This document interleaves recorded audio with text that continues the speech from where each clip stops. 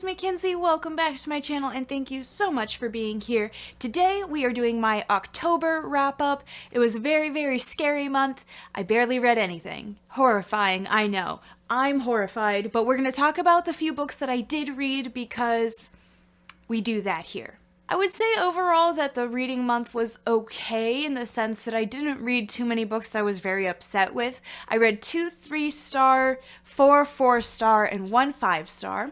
More 3 stars than I guess I'm typically used to in a month, but I only read 7 books across 4 different genres and 1,702 pages. So not very much at all, but we're going to talk about it anyway. As always, we are going to talk about the books in the order that I finished them, not necessarily in the order that I started them.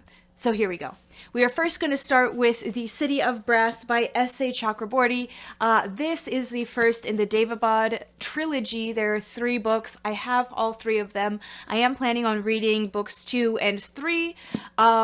But right now I just read the first one. I have a bunch of books. I had them up there on that shelf of full book series that I wanted to read that I haven't read yet.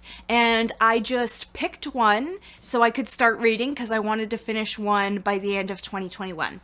So I picked the Devabad trilogy.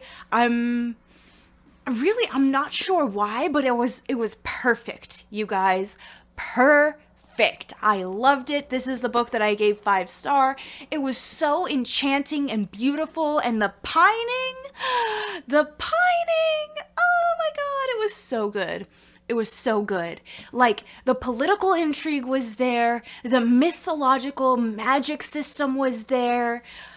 I don't even know. Like, it was so good. Okay, so in this, we follow Neri, who is kind of like this con artist on the streets of Cairo, and she's kind of doing whatever she can to survive because she's a woman in Cairo, and it's like the 1900s-ish? I'm not sure exactly of the time period, but she also has healing magic, and she performs these like funky ceremonies where she like fake calls spirits, but then she accidentally calls a real spirit called Dara.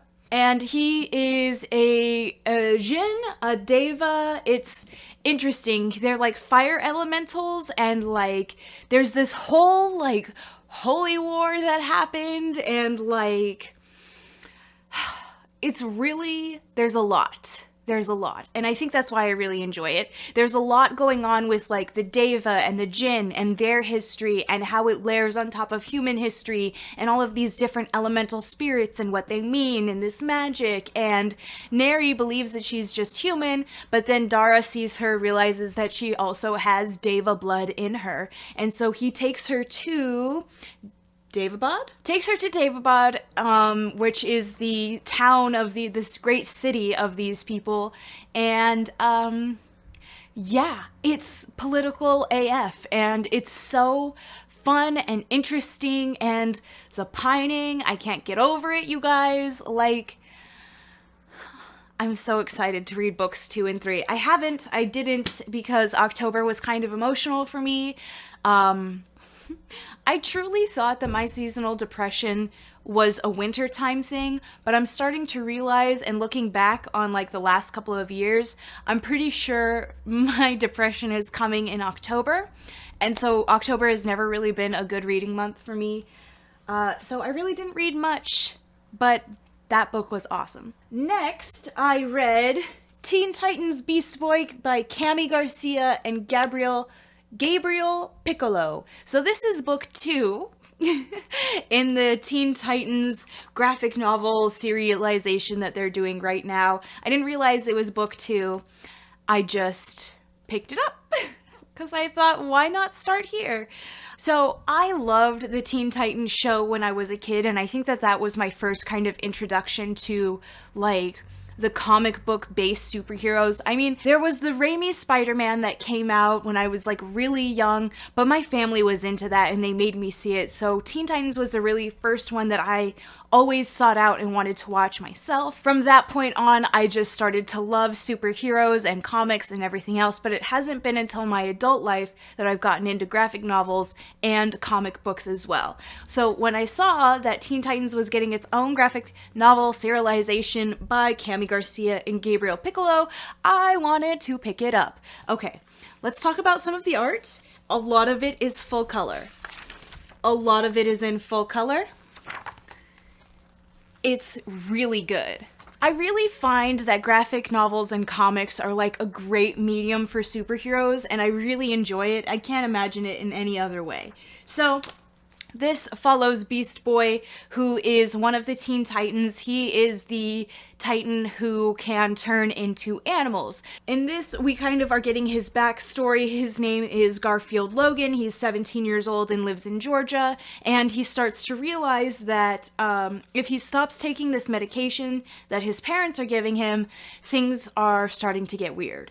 And that's where I'll leave you. After I realized that that was book 2, I picked up book 1, which was Teen Titans Raven by Cami Garcia and Gabriel Piccolo. Of course, Raven is the Titan who is half demon, and she has always been the one that I've related to the most, being a super emotional, overly stimulated, anxious person myself. Anyways, love Raven. I loved this book. So this is following her backstory. A lot of hers is in black and white, with few color popping through when it becomes important. And I think that that just kind of has a lot to do with, like, the way, like, I love comics and graphic novels as a medium because there's so much visualization that they can do to help tell the story.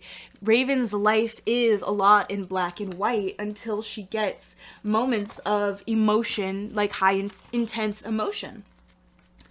And I think that that is, it's really well told here. It's horrifying, it's scary. I like revisiting the story, and I like seeing their backstories because Teen Titans, the show, just really didn't show their backstories too often. We just got thrown into the team and group dynamic. But I'm really enjoying these backstories. I'm going to continue, and in fact, I picked up the 3rd book.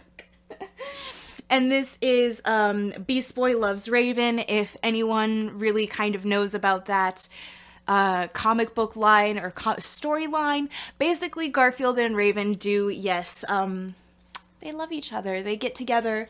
It's really cute. It's really sweet. I enjoy their relationship. It's Grumpy and Sunshine characters all the way through, and I love that.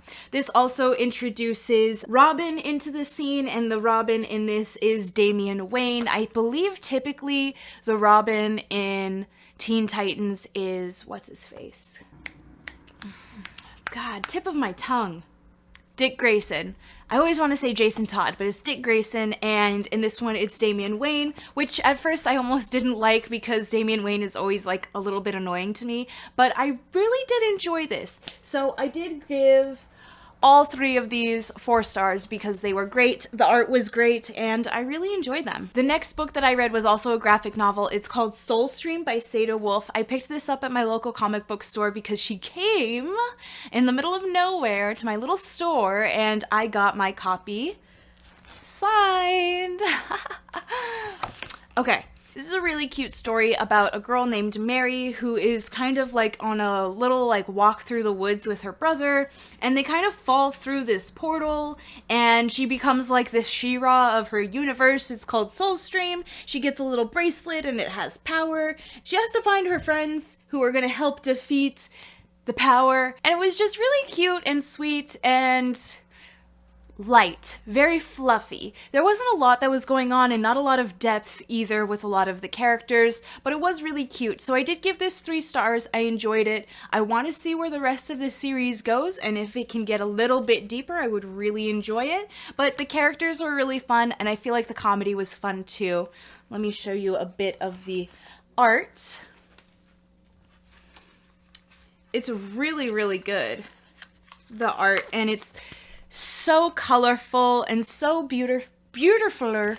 Nothing's more beautifuler than you. The last two books that I read, I was going to post a vlog, a reading vlog. I was going to post it on October 31st. However, I did not edit it in time, and therefore it's probably not going up because it was supposed to be a Halloween vlog.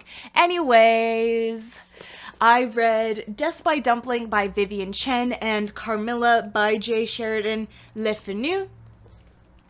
Death by Dumpling is a cozy mystery. It is my first cozy mystery ever. I feel like I am now in love with little mysteries, cozy mysteries, any kind of like murder mystery, like I'm down. Poirot and cozy mysteries are my thing. We're falling into it, okay? So this is about, I believe this is the first in a series called A Noodle Shop Mystery. We follow Lana, who is working at her family's noodle house restaurant, and the landlord gets murdered via shrimp dumplings because he's allergic to shellfish. And the shrimp dumplings came from her restaurant. So that's how she's tied in. Like, the number one suspects are her because she delivered the food, and then the cook who could have made the food. And so she's like going on this little like hunt to try and solve the case because she doesn't want like everyone to think that she's a murderer, and she wants to clear her name and clear the cook's name, and she's just trying to figure out what's going on. And it's like a drama bomb. It's so cool. I mean, it's really a soap opera-esque kind of story, and I'm so for it. The noodle shop is in this little area of town where all of like the neighbors of the Asian community are located in all of their shops, and so you really get to see like Lana's connection to everybody and all of their like weird backstories. And now I'm just like hooked on this series because I want to know where it's going and like how many murders can happen in the same noodle shop. So I'm interested, and this was very good. I gave this 4 stars. Then Carmilla by Jay Sheridan Le Fenu. This is the cult classic that inspired Dracula. This did come out before Dracula, and it's basically, the elevator pitch is a sapphic Dracula, but it's really not like entirely sapphic. It's very 1800s. The language and the structure, it's so slow and boring and not very horrific at all. There's barely mystery. You know right away what's happening. I think the main feeling that you get from this is dread, and like it's a genre maker. It is all about vampire, and it is like a little boring. It's just a little boring. So I gave it a 3-star because I don't know what else I expected from an 1800s classic. Frankenstein was much the same vibe, where it was like, if I tell you what Frankenstein is about, you're gonna enjoy that more than actually reading the book. And same for Carmilla. It is about this girl who was supposed to receive a visitor, but come to find out that that visitor was murdered. And then a mother and daughter come to their home, and basically the mother's like, can I leave my daughter with you? And the daughter is Carmilla. And she kind of like drinks the blood of our main character. Also, I didn't know what our main character's name was until about halfway through the book because they never said what it was. So I gave this a 3-star. It was just fine. I don't know how much I recommend it to anyone unless you really like 1800s language, because there would be moments where she's like, let me tell you about this crazy thing that happened with Carmilla, but first I'm gonna describe to you what the outside of our castle looks like and the grounds around it. Like, no, thank you. That's not... No. This is boring. You're slowing up the pace, and I was really bored. Alright, so those are all of the books that I read in October. Look at me being able to hold up my little stack of books. Here they are. I love them so much. They are all going on the shelves behind me. So I hope you enjoyed this wrap-up. I hope you have a good rest of your day, and I hope to see you in the next one. Bye!